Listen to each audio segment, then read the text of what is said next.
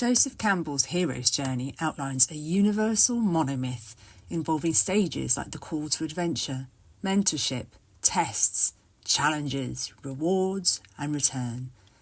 This framework has impacted novels, Hollywood, and leadership courses alike, but has faced criticism for Eurocentrism, ethnocentrism, and neglecting non-Western storytelling that instead focuses on collective harmony over individual struggle.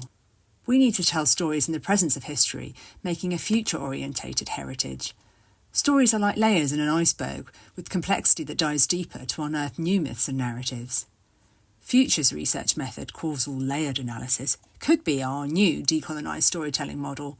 It looks at issues from multiple levels to reveal deeper, underlying causes. For Suhail Inayatullah, it is concerned with opening up the present and the past to create alternative futures. At Tag Bournemouth, I drew and shared this story map as a way of retelling stories about our Whitechapel community project and dealing with the site's strong links to the transatlantic trade and slave people, the abolitionist movement and settler colonialism in Sierra Leone. I started my presentation with a story shared on the storytelling circuit about Truth, an old lady in rags who was shunned by the village, and Story, who instead was welcomed with gifts. Hearing oral storytellers work their magic inspired me to invite them to help shape our project. Storytelling is powerful because our brains are wired to derive meaning from stories, fostering empathy and trust. Listening to stories releases hormones like serotonin, oxytocin, and dopamine, similar to feelings of falling in love. Stories can blend myth, science, and the arts. Archaeology is based on the identification of evidence, eco and artefacts, and the creation of chronologies that often privilege evolutionary Western perceptions of time. Our explanations create and reinforce values that live in the realm of litany. The importance of a Tudor playhouse, for example, rather than highlighting that we had the largest tavern assemblage found in London to date. Our outputs are primarily recognised by other archaeologists, and our storytelling can be linear in style, singling out warriors, men, manorial estates. But our site in Whitechapel has a complex 2,500-year history. Yes, we found a lost Tudor playhouse at the Red Lion Tavern, but we also found links to another tavern, the White Raven, which was popular with black Londoners during the 18th century.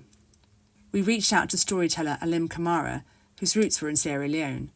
We held site visits, object-based workshops. Our approach was to go beyond sharing research. We wanted to create new ways of doing research and co-create a storytelling project.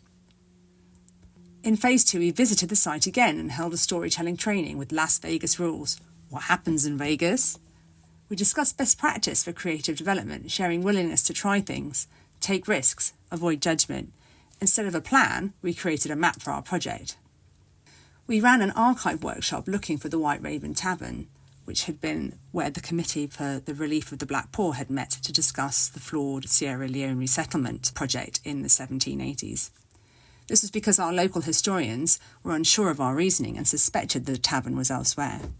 So we carried out more research together and then ended up co-creating an exhibition which is now on at UCL East Culture Lab. We framed all the participants as co-creators of knowledge, in which we shared our knowledge for mutual benefit.